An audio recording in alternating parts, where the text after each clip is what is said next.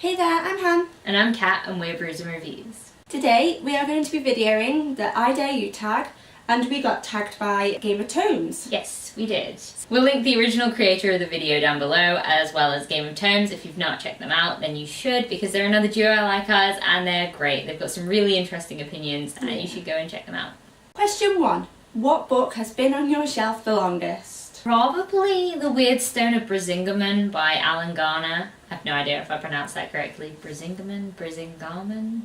Who knows? Who knows? Who knows? But that was a book I read as a child, and it's like a fantasy children's book that's set around near where we live and in my favourite place ever, which is Alderley Edge Forest. So yeah, I've kept that one with me. I still think about it now. Mine is probably Twilight, and I'll explain this just because before I got into, like reading fully, I used to just loan books from like libraries and stuff. I never used to really go out and buy them, so I never really used to have a book collection.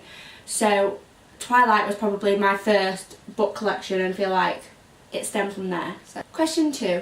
What is your current read, next read and previous read? Alright, you can go first on this one. Okay, so my previous read was Iron Warrior. That was very good, by Julie Kagawa. My current read is Everything Everything by Nicola Yoon. And my next book to read is A Torch Against the Night by Saba Tahir. Everything's going really good now. I'm really enjoying it. I know, I really enjoyed it too. We're going to be doing a review on this when Hannah's finished it, so stay tuned for that. My last read was Mockingjay, because I had it as an audiobook on my iPod for ages and it was there and I had time to listen to it, so I did. My current reads, I'm currently reading 2 books. I am reading a physical copy of Clockwork Princess, which is taking me quite a while because I keep reading it in the morning and then not having time to read it at night. And I'm also reading the audiobook of Red Rising, which Mike from Books and Lux, will link their channel below. But he has recommended this book and I had an Audible credit and I was like, I could read it, so I am. And my next read is going to be An Ember in the Ashes by Saba Tahir. I'm so excited for you to read it. Yeah, I caved and I'm going to read that one next. So good, it's brilliant.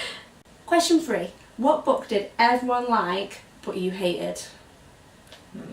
Okay, kind of going to cheat. Kind of just going to pick an author that's for some reason stuck around years after death. Anything by Charles Dickens. People like Charles Dickens. I don't understand why. I try and read something by him and it just bores me to tears. I just cannot stand Charles Dickens' writing. Mine is Uglies from Scott Westfield. Like, it was just rubbish. But everyone used to rave about it. It used to be dead popular, and I was reading it and I was like, what is this? Like, seriously, how can a whole series be written about this? Like, it was just appalling. Like, there was nothing about it that I liked. Even the main character was just genuinely the worst. Yeah. She was a terrible human being. Exactly. Question 4. What book do you keep telling yourself you'll read, but you probably never will? Probably Wolf Hall by Hilary Mantel. Like, everyone raves about it, and I want to read it. I just never get around to it, and I'm not sure if I ever will. There are so many more books that I want to read, so that one just keeps getting... That's the thing with mine. I've chosen The Host by Stephanie Meyer. It's supposed to be really, really good. The film came out and it got such bad reviews, and it just... And that's it, I tried to read it. I think I've picked it up about 2 or 3 times. I didn't get more than like 10, 11 pages in because I was just bored and it didn't grip me, do you know what I mean? Yeah. Like, I'm not bothered, do you know, it will not affect me in the slightest if I never ever read it, so. But then, if I've got the time and it's there, then I will, do you know what I mean? It's one of them. Maybe. Yeah. Probably not. Probably not. Question 5. What book or books are you saving for retirement? Doors of Stone by Patrick Rothfuss, because it's probably only going to come out when I've retired. Why? I've been waiting a while for this book. Why?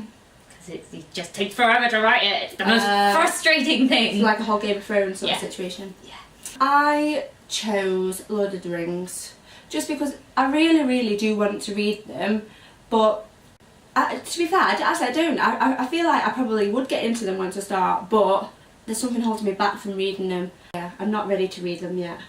When you're older. Yeah. When you're 18. Yeah, when I'm older and wiser, I'll read them. If that ever happens. Well, older will, but wiser I read. Shaky grogs there, who knows. Question 6. The last page. Do you read it when you first get a book, or do you wait for the end?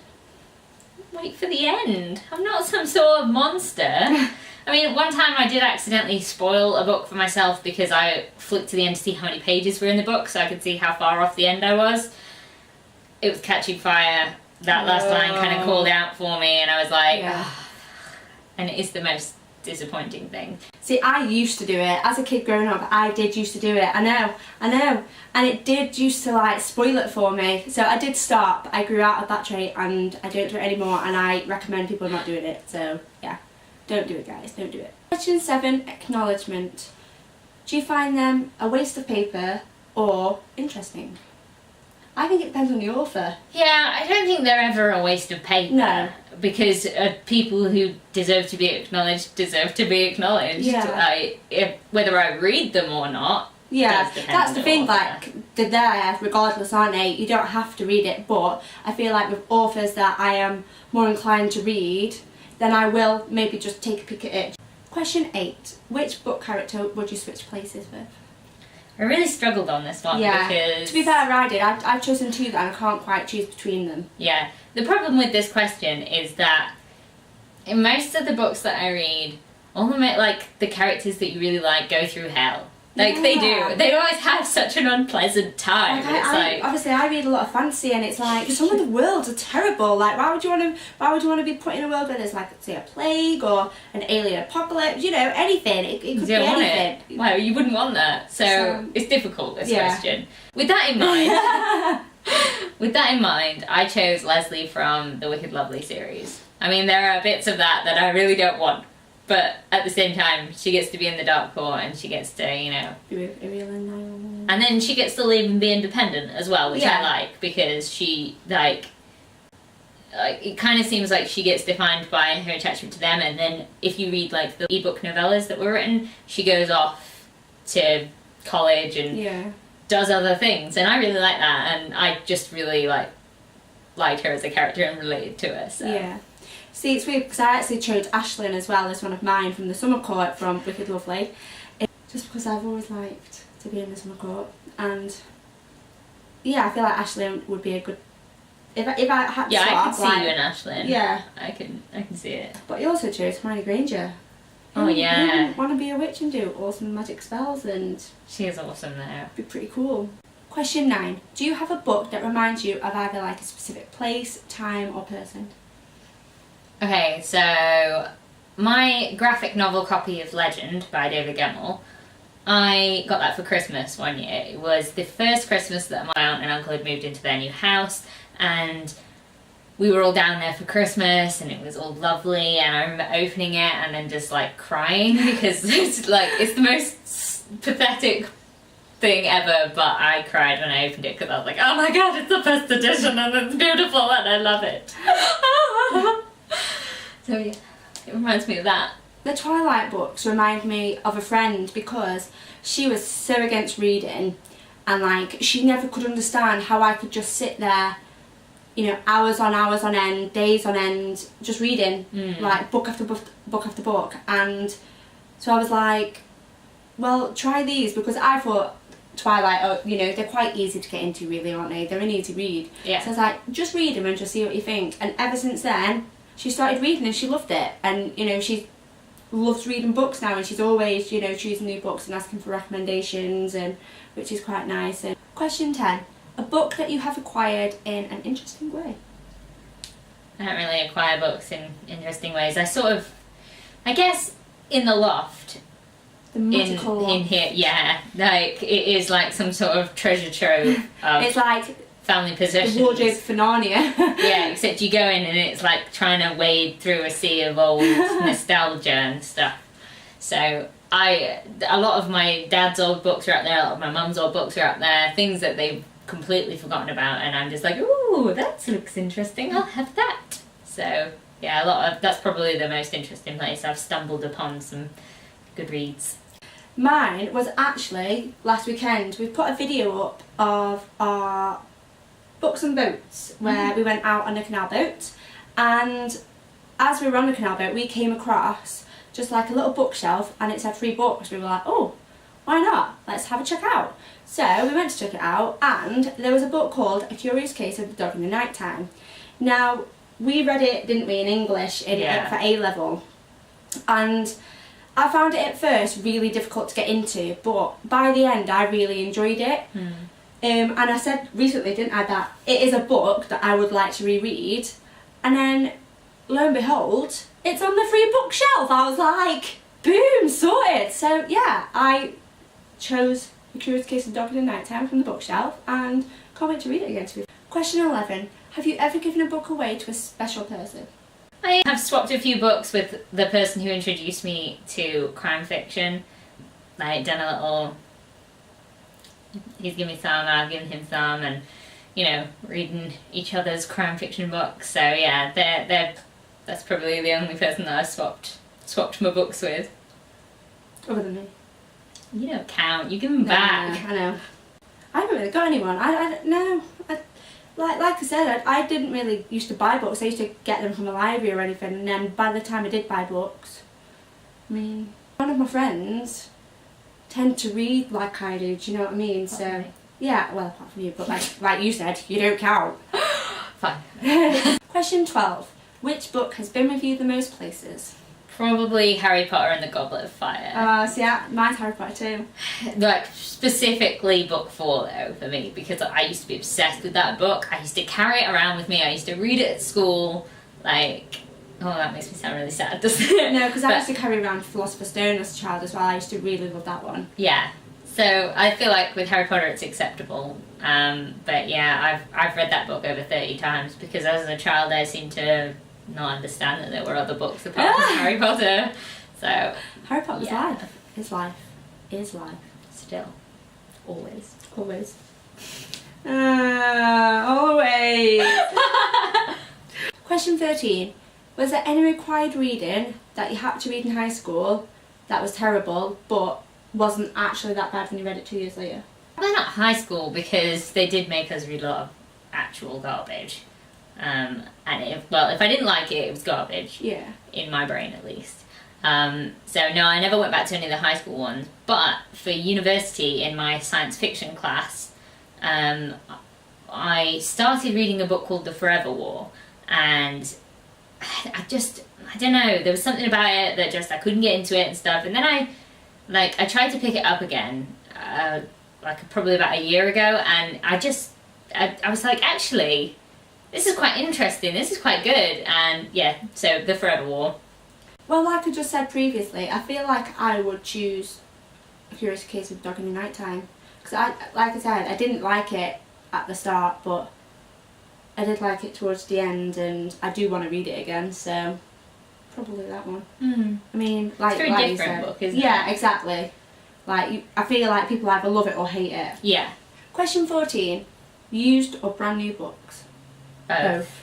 Question 15. Have you ever read a Dan Brown book? No, I haven't, but I would like to try read one. I feel like, well, I wouldn't read Lost Symbol after what you've told me about it. That's my problem with it, though. I don't feel like that's a general problem with that book. I've read The Da Vinci Code, Angels and Demons, and Lost Symbol. I read Da Vinci Code when I was 13, so to be honest, I don't really remember it that much, and I can't watch the movie again because one time when we watched it, I was sick, and now it just makes me want to puke. So, But Angels and Demons I read last year, and I really quite enjoyed that. It was last year or the year before? Doesn't matter. And The Lost Symbol I read on holiday last year, and I didn't really enjoy that one very much because it was about the Masons, and the Masons don't interest me, and that's not going to change. So I'm still open to reading other books by him. I have other books on my shelf to be read, so I'm going to be reading more of them. Question 16. Have you ever seen a movie that was better than the book? Yeah. Yeah. Yeah. Mine's The Princess Bride. So, a lot of people like the book, and they say that it like is funny and it matches the film. It's just, for me, I didn't enjoy the book. There's something about it just didn't have the magic that the film had for me when I watched that when I was a child, and maybe that influenced me a little bit, but I just didn't enjoy the book as much, so the film always holds a little place in my heart. To be fair, I didn't really think of an answer for this, but then, because obviously there's a lot of questions about high school, and then I was thinking of The Curious Case of Dog in the Nighttime, and then it brought me to like our English classes where we were reading Goodnight Mr. Tom. I mean, oh yeah, Goodnight Mr. Tom. We had I read that book like 7 different times in different English classes over the years. But what we did once, we were very sneaky about this situation. I mean, how did we get away with it? I know. we had like a substitute teacher, and she was just absolutely appalling. Picture this, right? The Slug from Monsters Inc. Yeah. Like that. The lipstick on, that's her. The glasses and the. Yeah, she used to take her shoes off in class as well. This is really odd. And she couldn't spell. No, so that's great qualifications for an English teacher. And she just didn't want.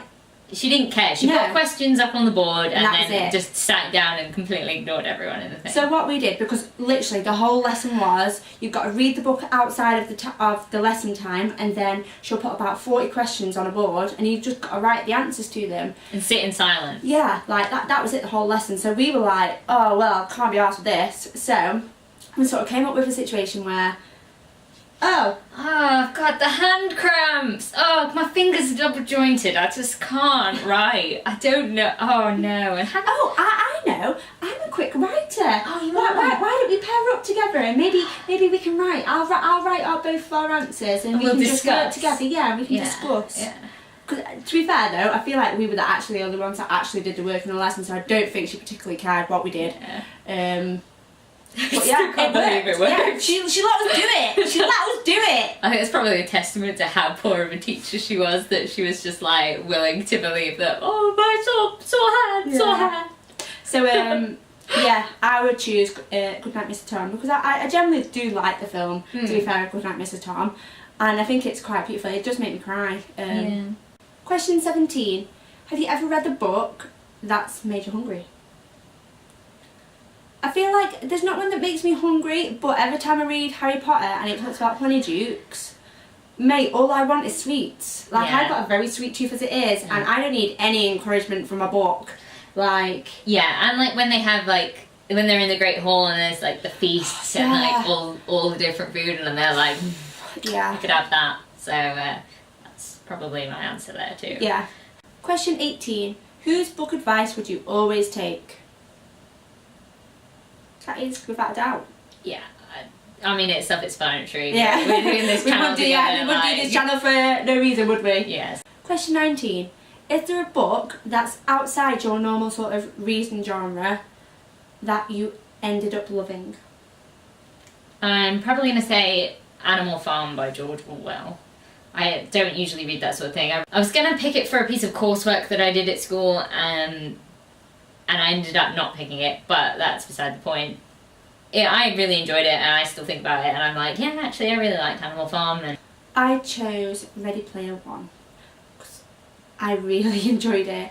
It took me a while to get into it because I'm not like, I wasn't into the lingo when it was, you know, it does quite throw you into it, and it's like, whoa, what's going on? But it really does suck you in, and even though I didn't particularly understand the whole time what they were on about, I still really enjoyed it, and I still wanted to keep reading, and it ended up being a very good book, and I think has broadened my, you know, opinion on that type of book, and it does make me want to branch out and read more.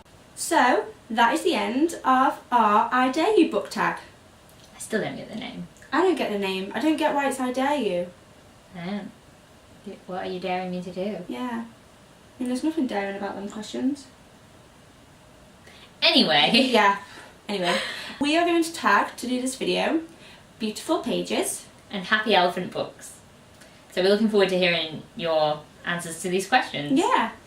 So if you enjoyed this video, like, comment, subscribe, leave us your feedback. Oh, jazz. Yeah. Let us know if you're going to do this tag. Yeah. And we'll see you next time. See you later. Bye.